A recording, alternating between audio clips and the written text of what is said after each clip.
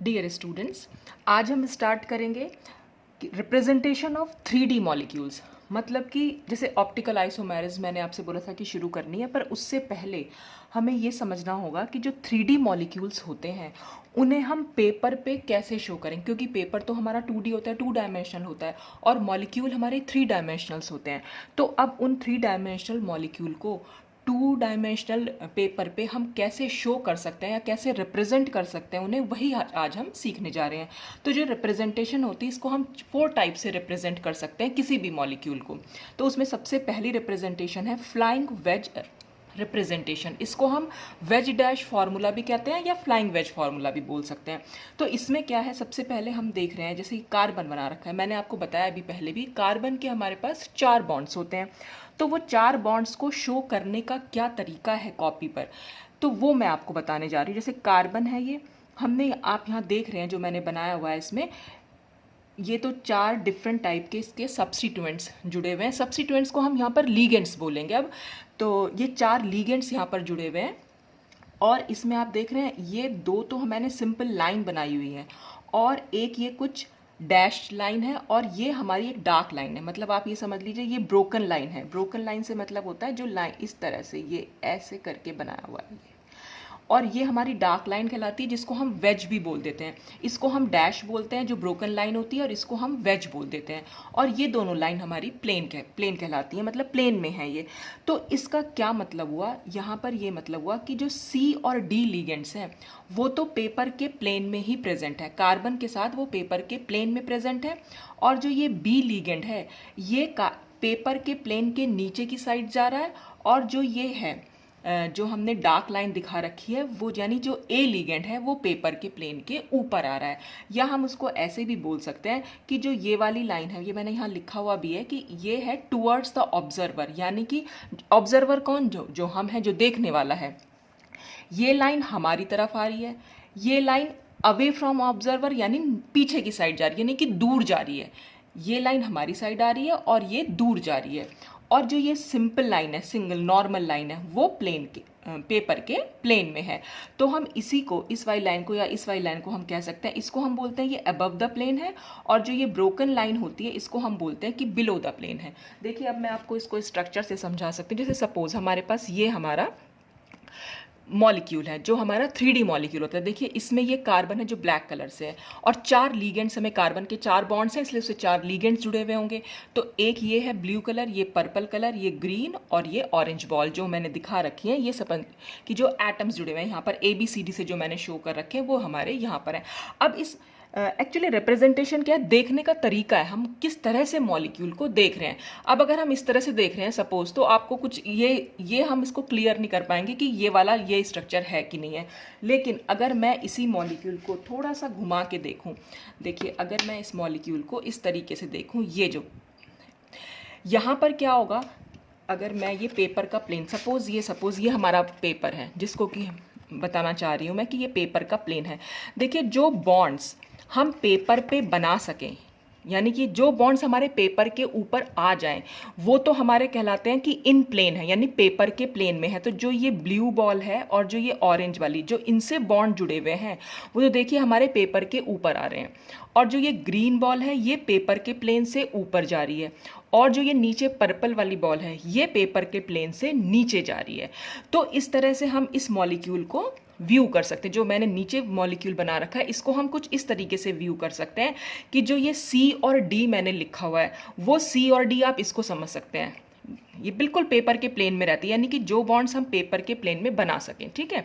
और जो ये ग्रीन बॉल, यानी यहाँ पर जो मैंने A लिखा हुआ है, ये A है ऊपर की साइड आता हुआ, यानी टुवर्ड्स द ऑब्जर्वर, क्योंकि आप ऊपर से देख रहे हैं इसको, तो ये पेपर के प्लेन से ऊपर जा रही है बॉल, प्लेन तो नीचे ही रह गया, ये ऊपर आ गया। और जो ये B बना रखा है, यानी जो हमारी पर्पल बॉल थी वो हमें जो दिख नहीं रही है, वो नीचे की साइड है, पेपर के प्लेन से नीचे है, तो वो हमसे दूर है, ये हमारी तरफ आ रही है, ये हमसे दूर जा रही है। तो ये टुवर्ड्स द ऑब्जर्वर हुई, और ये जो हो गई अवे फ्रॉम ऑब्जर्वर हो गई। या हम इसको कह सकते हैं ये अबव द प्लेन है और ये बिलो द प्लेन है। तो हम खाली हमेशा ऐसे नहीं बोलेंगे कि above the paper, above the plane of paper, हमेशा ऐसा नहीं, बस सिंपल प्लेन आप बोल सकते हैं कि ये अबव द प्लेन है, ये बिलो द प्लेन है, और ये इन प्लेन है, यानी पेपर के प्लेन में है।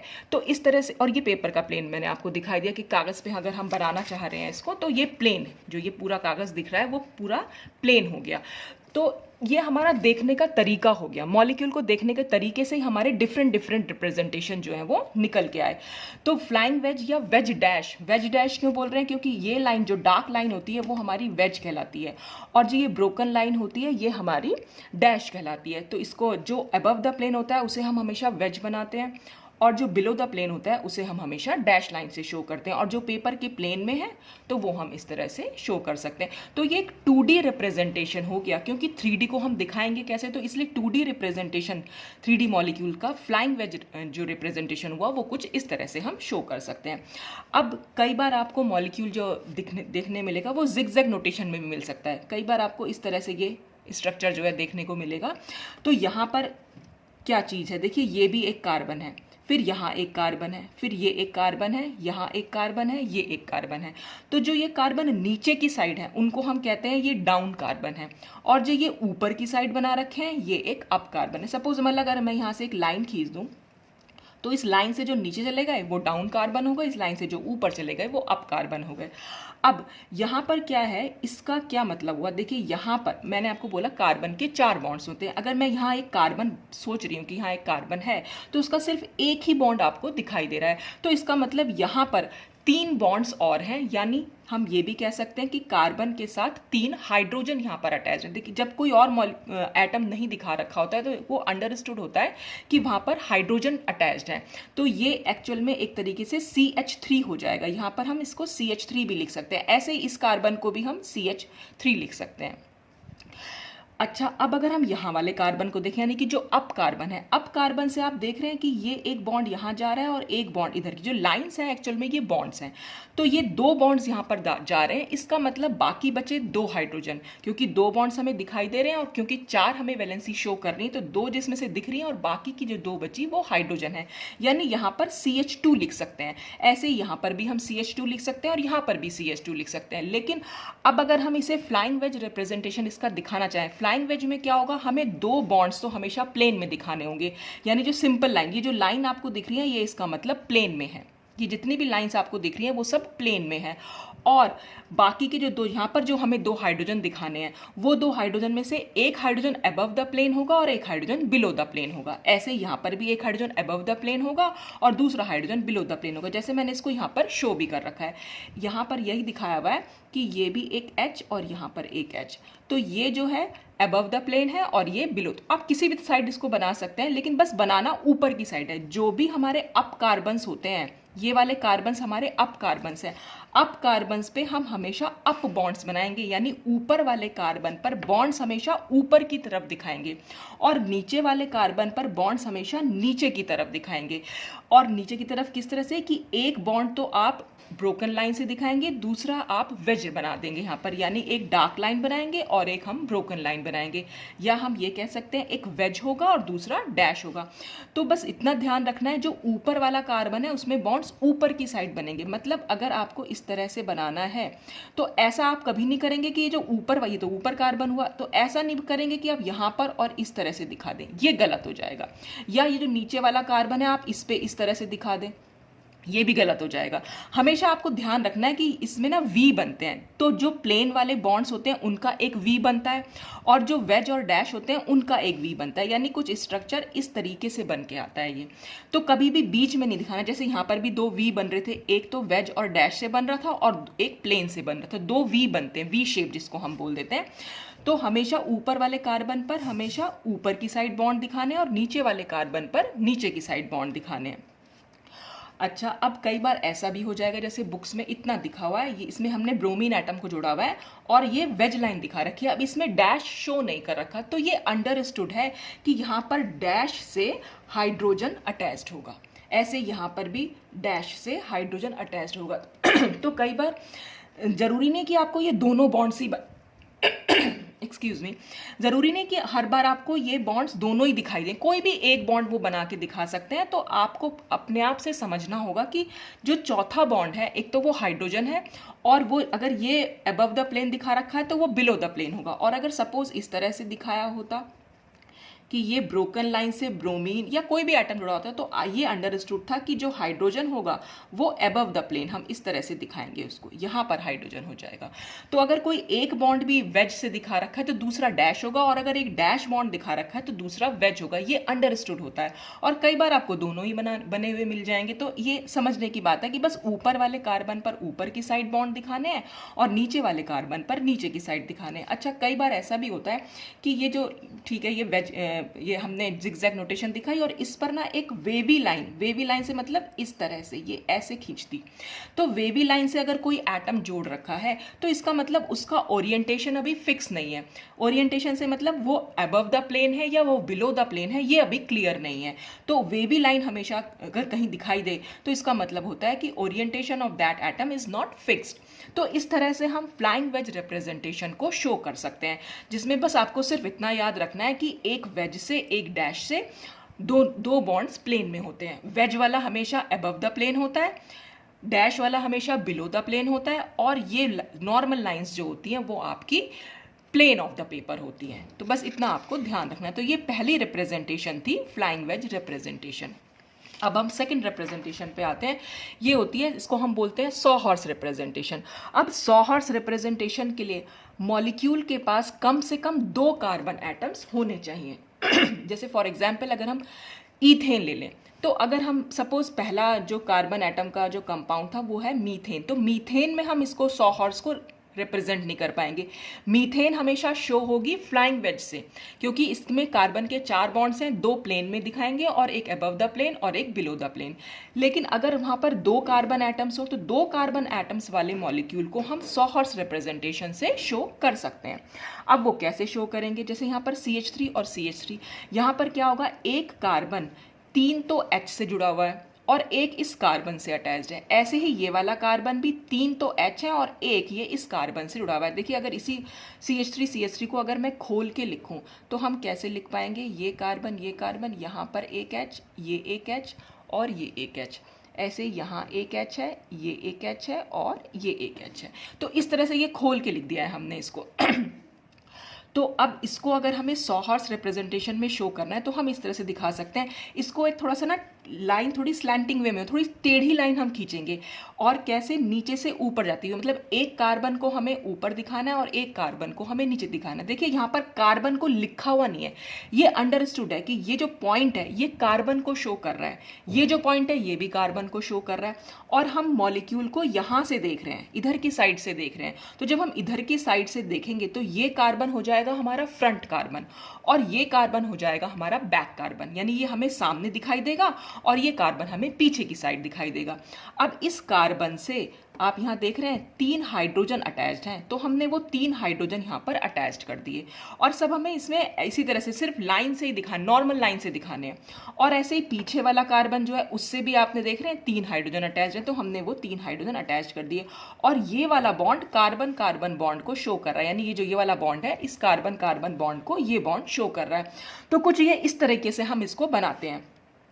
इसी को, इस स्ट्रक्चर को हम इस तरह से भी लिख सकते हैं। देखिए यहाँ पर आप अगर ध्यान से देखें तो यहाँ पर क्या बन रहा है, ये तो एक उल्टा वाई बन रहा है और ये एक सीधा वाई बन रहा है। तो सॉ हॉर्स रिप्रेजेंटेशन में हम मॉलिक्यूल को वाई की शेप में बना देते हैं, चाहे तो हम सीधा वाई बनाए पहले वाले को और चाहे दूसरे वाले को उल्टा बना दें, या पहले वाले को भी सीधा पीछे वाले को भी सीधा, या पहले वाले को उल्टा तो पीछे वाले को भी उल्टा। इस तरह से पहले वाले को उल्टा और पीछे वाले को सीधा। तो आप किस 4 तरीके से, वो मैंने चारों तरीके यहाँ पर शो कर रखे हैं, बस आप ध्यान दीजिएगा। देखिए यहाँ पर ये उल्टा वाई है यानी कि इन्वर्टेड वाई है, और यहाँ पे ये सीधा वाई है यानी हम इसको इरेक्ट वाई भी बोल देते हैं। और जैसे दूसरा वाई देखिए, दूसरे वाले में क्या कर रखा है, पहले वाले में मैंने उल्टा वाई बनाया था, तो दूसरे वाले स्ट्रक्चर में मैंने पहले वाले को सीधा वाई बनाया है। यहाँ पर ये बैक कार्बन जो था वो सीधा वाई था, यहाँ पर बैक कार्बन इन्वर्टेड वाई है। तो ये दोनों ही रिप्रेजेंटेशन हमारी सॉ हॉर्स रिप्रेजेंटेशन कहलाती है। बस आपको सिर्फ इतना ध्यान रखना है कि किस तरीके से वो बना रखा है, बस वाई की शेप में बनना चाहिए। दोनों ही कार्बन पे आपको वाई बनाना है। दोनों सीधे भी हो सकते हैं, दोनों उल्टे हो सकते हैं, एक सीधा और एक उल्टा हो सकता है। और देखिए नीचे वाले स्ट्रक्चर में अगर आप देखें, दोनों कार्बन पर मैंने सीधे वाई बनाए हैं और यहाँ पर दोनों ही कार्बन पर मैंने उल्टे वाई बनाए हैं।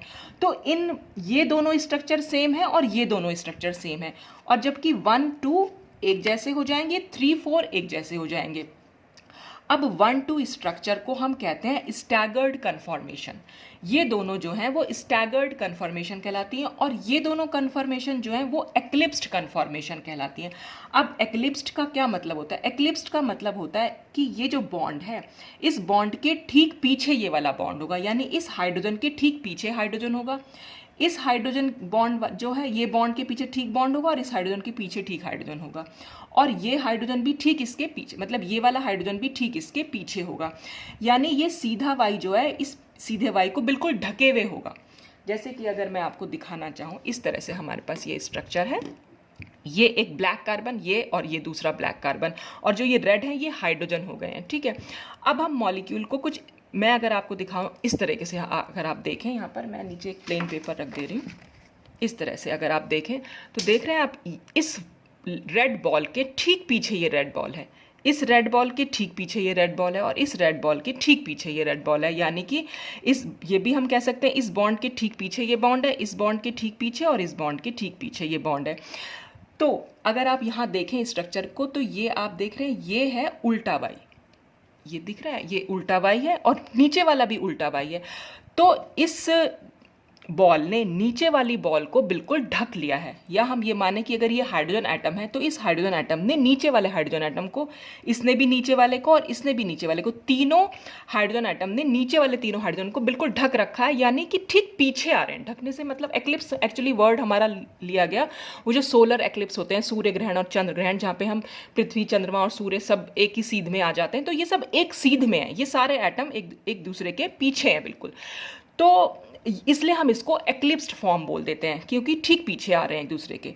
अच्छा, अब इसी को देखने का तरीका, ये तो उल्टे वाई बना रखे थे, अब अगर मैं इसको ऐसे देखूं तो ये सीधे वाई हो जाएगा, ये ऊपर वाला भी सीधा वाई हो गया और नीचे वाला भी सीधा वाई, लेकिन रही ये एक्लिप्स फॉर्म ही, क्योंकि ठीक पीछे जब बॉन्ड आता है तो हमेशा हम उसे एक्लिप्स फॉर्म बोल देते हैं। अच्छा, अब अगर इसका स्टैगर्ड कन्फॉर्मेशन बनाना है, तो स्टैगर्ड कन्फॉर्मेशन मैंने आपको वर्ड क्लियर किया था जब हमने स्टार्ट किया था स्टीरियोकेमिस्ट्री, कि हम उसमें क्या करेंगे, सिर्फ जैसे ये कार्बन एटम है, एक कार्बन एटम को फिक्स रखेंगे, दूसरे कार्बन एटम को रोटेट कर देंगे। यानी देखो, नीचे वाले को अगर हम सीधा वाई ही रखें और ऊपर वाले को हम उल्टा बनाना चाहें, तो हम इसको घुमा सकते हैं, रोटेशन कर सकते हैं। रोटेशन से जो डिफरेंट स्ट्रक्चर मिलते हैं किसी मॉलिक्यूल के, वो कन्फॉर्मेशन कहलाते हैं। तो देख रहे हैं आप इसमें, अब ये ऊपर वाला वाई तो हो गया हमारा उल्टा वाई, और नीचे वाला हमारा हो गया सीधा वाई। नीचे वाले को हमने टच ही नहीं किया, वो सीधा वाई था, सीधा ही रखा। तो ये पहला वाला उल्टा है और नीचे वाला जो है वो सीधा वाई है। तो ये हमारी स्टैगर्ड कन्फॉर्मेशन। स्टैगर्ड कन्फॉर्मेशन में हमेशा इस एटम के पीछे आपको कुछ नहीं मिलेगा, इस एटम के पीछे कुछ नहीं है और इस एटम के पीछे कुछ नहीं है, तो ये कहलाती है हमारी स्टैगर्ड कन्फॉर्मेशन। और दूसरी स्टैगर्ड कन्फॉर्मेशन अगर मैं कैसे बना सकती हूँ, अब हमने इसमें क्या कर रखा था, पहला वाला हमारा उल्टा वाई था और नीचे वाला हमारा सीधा वाई था।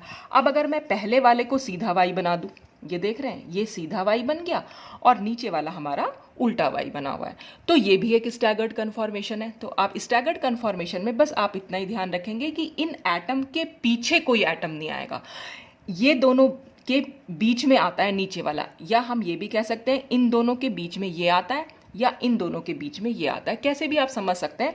तो अगर ठीक पीछे आ, जैसे इस तरह से, अगर एटम के ठीक पीछे एटम आ रहा है तो वो हमेशा एक्लिप्स्ड फॉर्म होती है, जैसे ये हो गई एक्लिप्स्ड फॉर्म। तो एक्लिप्स्ड फॉर्म में अगर हम पेपर पे शो करना चाहें तो दोनों को या तो हम सीधा वाई बनाएंगे या दोनों को हम उल्टा वाई बनाएंगे। और स्टैगर्ड में एक को सीधा और एक को उल्टा, चाहे आप पहले वाले को उल्टा बना दीजिए, दूसरे वाले को सीधा, और चाहे आप पहले वाले को सीधा और दूसरे वाले को उल्टा वाई बनाए, तो बस वाई की शेप में जो बनते हैं वो हमारे कहलाते हैं सॉ-हॉर्स रिप्रेजेंटेशन। अच्छा, इसके बाद जो नेक्स्ट है वो हमारा है न्यूमैन प्रोजेक्शन। न्यूमैन प्रोजेक्शन भी बिल्कुल सॉ-हॉर्स जैसा ही होता है, बस इसमें मॉलिक्यूल को देखने का तरीका बदल जा रहा है। जैसे मैंने आपको अभी दिखाया, हम न्यूमैन प्रोजेक्शन में एक्चुअली हम इसको इस तरीके से देखेंगे कि ये हमारा हो जाएगा फ्रंट कार्बन और पीछे वाला हमारा हो जाएगा बैक कार्बन। और अगर हम सॉहर्स देखते तो सॉहर्स हम इस तरह से इसको बनाएंगे और हम देख यहाँ से रहे हैं, ये देख रहे हैं आप, यहाँ से देखेंगे। अब आप ऊपर से नहीं देखेंगे इसको, आप यहाँ से देखेंगे। तो जब आप यहाँ से देखेंगे 100 हॉर्स में, तो ये फ्रंट कार्बन हो जाएगा, ये बैक कार्बन हो जाएगा। मैंने आपको सिर्फ स्टैगर्ड और एक्लिप्स समझाने के लिए इसको इस तरह से रखा था। इस तरह से रखने का मतलब हमारा न्यूमैन प्रोजेक्शन बन के आता है। और न्यूमैन प्रोजेक्शन में फ्रंट कार्बन को हम हमेशा डॉट से दिखाते हैं और जो बैक कार्बन है उसको हम हमेशा एक राउंड सर्कल से दिखाते हैं। तो जो ये शो करने का तरीका है, ये हमारा न्यूमैन प्रोजेक्शन है। और अगर हम मॉलिक्यूल को इस तरह से रख रहे हैं, इस तरह से, और यहाँ की इधर की साइड से देख रहे हैं, तो हमारा यही 100 हॉर्स रिप्रेजेंटेशन हो जाएगा। तो ये दोनों रिप्रेजेंटेशन लगभग एक से हैं, बस सिर्फ देखने का तरीका बदल दिया है। तो अब अगर यहाँ फ्रंट कार्बन है तो फ्रंट कार्बन से इसी को अगर हम इस तरह से देखना चाहें तो फ्रंट कार्बन से भी हमारे 3 हाइड्रोजन जुड़े हुए हैं। एग्जाम्पल हमने ईथेन का ही लिया हुआ है, यानी यही वाला स्ट्रक्चर है जो हमें इस तरह से शो करना है। तो फ्रंट कार्बन आपने बनाया, फिर आपने एक बैक कार्बन बनाया। तो फ्रंट कार्बन से आपने 3 हाइड्रोजन जोड़ दिए और बैक कार्बन से आपने 3 हाइड्रोजन जोड़ दिए। अब आप देख रहे हैं ये दोनों फॉर्म्स हमारी स्टैगर्ड कहलाएंगी। इसमें भी अगर आप ध्यान से देखें तो देखिए पहला वाला यानी फ्रंट कार्बन से हमारा ये उल्टा वाई बन के आ रहा है, और जो वो बैक कार्बन है यानी पीछे वाला कार्बन जिसको हमने राउंड से दिखाया हुआ है, उससे जो हमने ये बना रखा है, क्योंकि वो पीछे वाला कार्बन है इसलिए हम पूरा लाइन तो नहीं दिखा सकते इस तरीके से, तो हम सिर्फ इस बॉल पे लाइन को छोड़ देते हैं, यानी कि यहाँ पर लाकर बस इतना अटका देते हैं यहाँ पर। इसमें तो हम पूरा दिखाएंगे ये, और बस इसको इसके साथ बना दीजिएगा। तो जब इसको इसके साथ बनाएंगे तो यही वाला स्ट्रक्चर यहाँ पर निकल के आएगा। तो पहले वाला हमारा ये देख लें, ये सीधा, ये उल्टा वाई बना हुआ है और ये हमारा सीधा वाई बना हुआ है। और ऐसे ही अगर हम इसकी दूसरी फॉर्म बनाना चाहें तो देखिए इसमें क्या कर रखा है, दूसरी फॉर्म में हमने सिर्फ पहले वाले का जो है रोटेशन घुमा दिया इसको, यानी इस H को हम यहाँ ले आए, फिर ये वाला H यहाँ पहुँच गया और ये इस तरह से यहाँ पहुँचा है, तो ये जो है सीधा Y बन गया। अगर हमें उल्टे Y को सीधा बनाना है और पीछे वाले को हम एज इट इज छोड़ दे रहे हैं, घुमा दीजिए आप पूरे वाले को, तो इसमें तो पहला वाला उल्टा था, पीछे वाला सीधा था। यहाँ पर पहला वाला यानी फ्रंट कार्बन सीधा है और बैक कार्बन उल्टा है। तो इस तरह से ये हो जाएगा हमारा न्यूमैन प्रोजेक्शन, और ये स्टैगर्ड फॉर्म हो जाएगी। क्यों? क्योंकि देखिए इस H के ठीक पीछे की साइड, पीछे वाले कार्बन पर कोई भी H यहाँ पर नहीं जुड़ा हुआ है। ऐसे यहाँ पर भी अगर आप देखें, ये फ्रंट कार्बन का H है, इसके ठीक पीछे कोई H नहीं है, वो पीछे वाले कार्बन के दोनों H इससे दूर दूर है, तो ये हो जाता है स्टैगर्ड कन्फॉर्मेशन। और अगर हमें इसी को एक्लिप्स्ड फॉर्म में दिखाना चाहूँ तो एक्लिप्स्ड फॉर्म में क्या होगा, पहले वाले कार्बन से भी हमें, यानी कि फ्रंट कार्बन से हमने सीधा वाई बनाया तो बैक कार्बन से भी सीधा वाई बनाएंगे। अब क्योंकि बैक कार्बन से हम सीधा वाई बना रहे हैं तो हम ये H जो है इसके बिल्कुल पास में बनाना है। इसका मतलब ये होता है कि दोनों H एक दूसरे के पीछे हैं, मतलब एक दूसरे को ढके हुए हैं। क्योंकि दिखाने का कैसे, अब हम इसमें शो तो नहीं कर सकते हैं कि इसके ठीक पीछे H कैसे बनाएंगे, दिखाई तो देगा ही नहीं, तो वो सिर्फ दिखाने के लिए हम इसके ठीक पास में बना देते हैं। तो जब ये इससे दूर बने हुए हों हाइड्रोजन तो इसका मतलब वो स्टैगर्ड फॉर्म होती है, और जब बिल्कुल पास पास में दिखा रखे हैं तो इसका मतलब है कि वो एक्लिप्स्ड फॉर्म है। ऐसे ये दोनों वाई उल्टे बना रखे हैं, फ्रंट कार्बन पर भी उल्टा वाई है और बैक कार्बन पर भी उल्टा वाई है। तो इस तरह से हमने ये दोनों H या ये दोनों H या ये दोनों H एक दूसरे को ढके हुए हैं, तो ये एक्लिप्स्ड फॉर्म होती है। जब बॉन्ड्स एक दूसरे के ठीक पीछे होते हैं तो वो एक्लिप्स्ड फॉर्म होती है और ये स्टैगर्ड फॉर्म होती है। तो ये दोनों लगभग एक जैसी हैं, बस देखने का तरीका जो है वो हमारा बदल गया है। अब हमारा इसमें लास्ट प्रोजेक्शन आता है फिशर प्रोजेक्शन, यानी कि फिशर में हम जो फॉर्मूला होता है उसमें हम कैसे शो करेंगे। तो फिशर प्रोजेक्शन में जो 3D मॉलिक्यूल है उसको हम इस तरह से एक क्रॉस बना देते हैं। तो जो ये सेंटर है इसको हम कार्बन मानते हैं कि ये कार्बन है, और जो ये लाइंस जा रही हैं, 4 लाइंस जा रही हैं इसकी, तो ये चारों इसके बॉन्ड्स हैं। तो इसको हम दिखाएंगे कैसे, इसको दिखाने का तरीका इस तरीके से होता है कि ये जो हॉरिजॉन्टल लाइन है ये टुवर्ड्स द ऑब्जर्वर, यानी ये अबव द प्लेन। जब भी आपको कभी वेज दिखाई दे इसका मतलब वो अबव द प्लेन है। तो यानी 2 बॉन्ड्स तो इसमें अबव द प्लेन आ रहे हैं, और जो ये बाकी के दोनों बॉन्ड्स हैं वो बिलो द प्लेन जा रहे हैं, यानी ये टुवर्ड्स द ऑब्जर्वर, ये हमारी तरफ आ रहे हैं, और ये दोनों बॉन्ड्स जो हैं वो पीछे की तरफ जा रहे हैं, अवे फ्रॉम ऑब्जर्वर, हमसे दूर जा रहे हैं, यानी कि बिलो द प्लेन। तो देखिए इसमें अगर हम मॉलिक्यूल को देखना चाहें तो हम किस तरीके से देख सकते हैं। इसमें मॉलिक्यूल हमें ऐसे देखना है, अगर मैं नीचे इसमें एक प्लेन पेपर रख दूं तब आपको क्लियर होगा। देखिए ये ऐसे है, तो इसमें हमें क्या दिखाई दे रहा है, यहाँ पर ये जो पेपर का प्लेन है ये यहाँ पर है पेपर का प्लेन, ये ऐसे। तो इसमें आपको दिख रहा है इस पेपर के प्लेन से ये जो ऑरेंज और ग्रीन बॉल है वो ऊपर की साइड आ रही हैं, और जो वो ब्लू और पर्पल बॉल है वो नीचे की साइड आ रही है। इसमें प्लेन में कुछ नहीं है, अगर आप ध्यान दें तो अगर हम ये जो दिखा रहे हैं इसमें प्लेन में यहाँ पर कुछ नहीं है। प्लेन से दो बॉन्ड्स ऊपर की साइड जा रहे हैं और पेपर के प्लेन से दो बॉन्ड्स नीचे की साइड जा रहे हैं। तो जो दो बॉन्ड्स हमारी साइड आ रहे हैं वो हमारे कहलाएंगे, उसको हम वेज से दिखाएंगे, और जो दो बॉन्ड्स हमसे दूर जा रहे हैं, तो आप समझ रहे हैं इसको, ये जो दोनों बॉन्ड्स हैं ये ऊपर आ रहे हैं और ये दोनों बॉन्ड्स जो हैं वो नीचे की साइड जा रहे हैं। तो मॉलिक्यूल हमारा वही है जैसे हम पहले देख रहे थे, लेकिन हमें सिर्फ देखने का तरीका बदल गया इसमें। पहले हम कैसे देख रहे थे, जब हम इसका फ्लाइंग वेज बना रहे थे तो हम इसको इस तरह से देख रहे थे कि ये दोनों बॉन्ड्स प्लेन में आ रहे थे, ये दोनों बॉन्ड्स प्लेन में आ रहे थे, और जो ग्रीन बॉल है वो ऊपर है और पर्पल बॉल नीचे जा रही है। अब हम कैसे देख रहे हैं इस मॉलिक्यूल को, अब हम कुछ इस तरीके से देख रहे हैं। ये ऐसे कर लिया मैंने इसको, पहले हम ऐसे थे, अब हमने इसको ऐसे कर लिया। तो ये जो पेपर का प्लेन है, जहाँ मेरा ये हाथ है, इस तरह से पेपर का प्लेन है, तो ये जो दो बॉन्ड्स हैं ऑरेंज और ग्रीन, ये मेरे हाथ से ऊपर जा रहे हैं, और जो ये और ये हैं ये बॉल्स हमारी हाथ से नीचे की साइड जा रही हैं। तो इस तरह से हम इसको दिखा सकते हैं कि ये जो चार बॉन्ड्स हैं, सेंटर में कार्बन है, बस ये दोनों वेज से दिखाएंगे और ये दोनों हम डैश से दिखाएंगे। अब इसके कुछ एग्जाम्पल देख लेते हैं। सपोज हमारे पास ये एक एग्जाम्पल है, इसमें हमें सबसे पहले एक ऐसा कार्बन ढूंढना होता है जो एसिमेट्रिक कार्बन हो, यानी कि जिससे हम खैर एसिमेट्रिक कार्बन वर्ड तो यूज़ नहीं करते हैं, स्टीरियोजेनिक सेंटर बोलते हैं। ये सब क्या होता है, ये सब तो मैं आगे ऑप्टिकल आइसोमेरिज्म जब शुरू करूँगी तो बिल्कुल एक्सप्लेन करूँगी, लेकिन यहाँ पर बस इतना समझ लीजिए कि ऐसा कार्बन एटम जिससे चार डिफरेंट ग्रुप अटैच्ड हों। तो अगर हम यहाँ पर इस कार्बन एटम की बात करें, यहाँ जो दिखा रखा है इसमें मैंने OH जो है गायब कर दिया है, तो ये यहाँ पर एक OH और लगा लीजिएगा। तो इस कार्बन से अगर आप देखें, एक तो H अटैच्ड है, एक OH अटैच्ड है, एक COH अटैच्ड है और एक CH3 अटैच्ड है। ये आपको खुद से समझना पड़ेगा। स्ट्रक्चर अगर इस तरह से बना हुआ आ रहा है, कई बार ऐसे लिखा हुआ होता है, सपोज ये इस तरह से लिखा हुआ होता है CHOH COOH, तो आप ऐसा ना मत समझिएगा कि कार्बन से तो कुछ अटैच्ड ही नहीं है, बस ये एक बॉन्ड दिखाई दे रहा है। इसका मतलब ये होता है कि इस कार्बन से ये इस तरह से चार बॉन्ड बनाए, एक COH हो गया, एक H हो गया, एक OH हो गया और ये CH3 हो गया। इस तरह से ये अटैच्ड होता है। तो ये आपको खुद से समझना पड़ेगा। ये कार्बन हमारा एसिमेट्रिक कार्बन एटम कहलाता है, क्योंकि इस कार्बन से हमारे चार डिफरेंट ग्रुप अटैच्ड हैं। अब इसी को अगर हम फिशर प्रोजेक्शन में दिखाना चाहें तो हमने क्या करना है, सिंपल एक लाइन खींच दी। लाइन में ये सेंटर में कार्बन आपको दिखाने की जरूरत नहीं होती, ये अंडरस्टूड होता है कि ये कार्बन है, और बस इसके चार ग्रुप हमने दिखा दिए। तो वो चारों ग्रुप आप इस तरह से दिखा सकते हैं। आप दिखाने का भी तरीका होता है कि कौन सा ग्रुप को आपको कहाँ लिखना है। तो पहले तो मैं आपको यही समझा दे रही हूँ कि अगर सपोज ये स्ट्रक्चर इस तरह से लिखा हुआ है तो इसका मतलब, ये जो ट्रिपल लाइन है इसका मतलब होता है कि इक्वलेंट है। ये ट्रिपल लाइन हमेशा इक्वलेंट स्ट्रक्चर को शो करती है कि ये दोनों स्ट्रक्चर सेम है। तो इसमें H और OH जो है वो अबव द प्लेन है और COH और CH3 जो है वो बिलो द प्लेन है।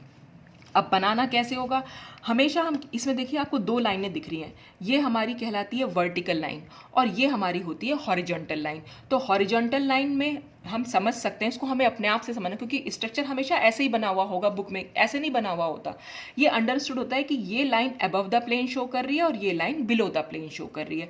तो ये हो गई हॉरिजॉन्टल लाइन, ये हो गई वर्टिकल लाइन। तो हमेशा अगर आपने स्ट्रक्चर को देखा, मॉलिक्यूल का जो भी फॉर्मूला लिखा हुआ है उसमें आपने क्या करना है, जितने भी कार्बन एटम्स हैं उनको आपको वर्टिकल लाइन पर लाना होता है। तो अगर हम इसके चार ग्रुप्स की बात करें तो देखिए ये CH3 इसमें कार्बन है, ये तो कार्बन है, इसको तो सेंटर में बनाना ही है हमें, और ये COH। तो यानी ये दोनों ग्रुप्स जो हैं हमें वर्टिकल लाइन पर लाने होते हैं। अब COH और CH3, हम CH3 को ऊपर और COH को नीचे भी लिख सकते थे, लेकिन एक्चुअल में होता क्या है, यहाँ पर फिशर प्रोजेक्शन में आपको ये बात ध्यान रखनी है कि इन दोनों ग्रुप्स में से भी जो मोस्ट ऑक्सीडाइज्ड ग्रुप होगा उसको हमें टॉप पर रखना होता है और जो रिड्यूस्ड ग्रुप होगा उसको हमें नीचे रखना होता है। अब ये हमें मालूम कैसे पड़ेगा, देखिए जैसे हमारे हाइड्रोकार्बन्स होते हैं, हाइड्रोकार्बन्स को अगर आप ऑक्सीडाइज करें तो वो हमेशा एल्कोहल बनाते हैं, एल्कोहल के ऑक्सीडेशन से हमेशा एल्डिहाइड बनते हैं, एल्डिहाइड के ऑक्सीडेशन से हमेशा एसिड बनते हैं और एसिड के ऑक्सीडेशन से कार्बन डाइऑक्साइड बनती है। तो ये जो इस तरह से जा रहा है, यानी कि ये जो कार्बन, ये मोस्ट ऑक्सीडाइज्ड ग्रुप हुआ, ये भी इसके मतलब आगे आने वाला ग्रुप पीछे वाले के कंपैरिजन में ऑक्सीडाइज्ड ग्रुप कहलाता है। और अगर हम बैक की साइड चलें तो ये हमारे रिड्यूसिंग ग्रुप हो जाएंगे। तो आपको सिर्फ इतना ध्यान रखना है कि ऑक्सीडाइज ग्रुप कौन सा, जो भी ऑक्सीडाइज ग्रुप होगा, यानी कि देखिए यहाँ पर अगर हम बात करें COH यानी एसिड ग्रुप, तो एसिड ग्रुप तो हमारा ये है, और ये CH3 है, एक तरह से हाइड्रोकार्बन है, हाइड्रोकार्बन हमारा ये है। तो जो आगे आने वाला ग्रुप है उसको आपको ऊपर की साइड बनाना है, यानी कि जो ऑक्सीडाइज्ड ग्रुप है उसको आपको ऊपर बनाना है और दूसरे ग्रुप को आपको नीचे की साइड बनाना है। तो कार्बन, एक तो ये बात ध्यान रखनी कि कार्बन चेन आपको वर्टिकल लाइन पर बनानी है और ऑक्सीडाइज ग्रुप को आपको ऊपर बनाना है। और ऑक्सीडाइज ग्रुप आप दूसरी तरीके से भी समझ सकते हैं, अगर आप कार्बन की ऑक्सीडेशन स्टेट निकालें, देखिए यहाँ पर कार्बन की ऑक्सीडेशन स्टेट -4 हो जाएगी, यहाँ पर अगर आप निकालेंगे -2, यहाँ पर कार्बन की 0, यहाँ पर कार्बन की +2 और ये कार्बन की +4। तो आप देख रहे हैं ऑक्सीडेशन स्टेट धीरे धीरे करके इंक्रीज कर रही है। तो इसलिए जो आगे आने वाले ग्रुप हैं वो पीछे वाले के कंपैरिजन में ऑक्सीडाइज ग्रुप कहलाते हैं। तो ये अगर आप इस तरह से याद कर लें तो बहुत ही अच्छा है, तो आपको बनाने में आसानी होगी। तो इस तरह ये बात मैंने यहाँ पर लिख भी दी है कि projection is drawn so that the longest carbon chain in the molecule is vertical. जो लॉन्गेस्ट कार्बन चेन होगी वो हमेशा वर्टिकल होगी with the highly oxidise group at the top, यानी टॉप पर आपको हाईली ऑक्सीडाइज ग्रुप बनाना है। अच्छा, जैसे कि मैं यहाँ पर भी आपको दिखा सकती हूँ, जैसे ये है हमारा एक, ये दोनों स्ट्रक्चर इक्वलेंट है, दोनों ही सेम है, लेकिन इसमें क्या कर रखा है, जो फिशर प्रोजेक्शन का जो सही तरीका हुआ बनाने का वो ये नहीं है, वो ये सही तरीका है। क्यों? क्योंकि आप यहाँ पर अगर आप देखें तो CH3 और ये CHO, इन दोनों में ये कार्बन था यहाँ पर, जबकि कार्बन वाले ग्रुप को तो हमें वर्टिकल लाइन पर बनाना था, तो ये CHO को हमें यहाँ लिखना पड़ेगा, तो ये CHO यहाँ जाएगा। तो ये तरीका यहाँ पर सही है कि CHO ऊपर है और ये कार्बन और ये CH3, और CHO और CH3 में हाईली ऑक्सीडाइज ग्रुप CHO, इसलिए उसे हमने टॉप पर बना रखा है। तो ये दोनों एक दूसरे के कन्फॉर्मेशन है, मतलब स्ट्रक्चर को आप इस तरह से भी लिख सकते हैं, इस तरह से भी, लेकिन सही तरीका जो है लिखने का वो ये तरीका है सही। अच्छा, अब अगर कार्बन एटम हमारे पास एक से ज़्यादा हो तब हम क्या करेंगे? तो फिशर प्रोजेक्शन में हम क्या करेंगे, जैसे यहाँ पर देख रहे हैं आप, ये कार्बन एटम भी हमारा एसिमेट्रिक कार्बन है। क्यों? क्योंकि इस कार्बन से एक H है, एक Br अटैच्ड है, एक CH3 और एक ये पूरा का पूरा ग्रुप अटैच्ड है। ऐसे इस कार्बन से एक H, एक OH, एक Cl और एक ये पूरा का पूरा ग्रुप। तो यानी ये दोनों कार्बन हमारे एसिमेट्रिक कार्बन है। तो आपने करना क्या है, जब भी कभी इस तरह से 2 कार्बन है या 3 है या 4 है, आपने क्या करना है, एक वर्टिकल लाइन खींची, और क्योंकि यहाँ पर 2 कार्बन है इसलिए आपने 2 हॉरिजॉन्टल लाइन खींची। अगर 3 कार्बन होते एसिमेट्रिक तो आप 3 हॉरिजॉन्टल लाइन खींचते। तो इस तरह से जितने कार्बन एटम है ना, आप उतनी हॉरिजॉन्टल लाइन खींच दीजिएगा। वहाँ पर एक वर्टिकल लाइन तो खींचनी है। अब वर्टिकल लाइन पर हमें कार्बन्स को रखना है, बस इतना ध्यान रखना है।